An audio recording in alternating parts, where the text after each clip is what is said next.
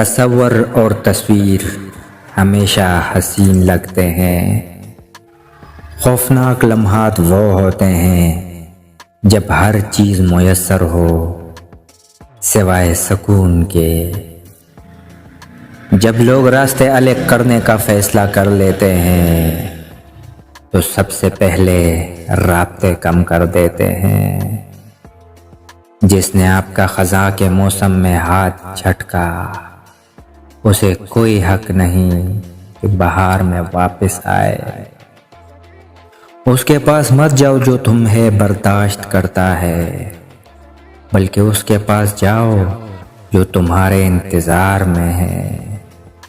ان لوگوں کے ساتھ تو گزارا ہو سکتا ہے جن کی طبیعت خراب ہو، مگر ان کے ساتھ نہیں جن کی تربیت خراب ہو۔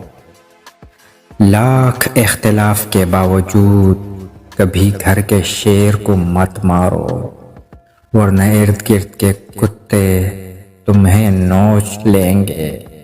وہ بلندی کس کام کی جس پر انسان چڑھے اور انسانیت سے گر جائے۔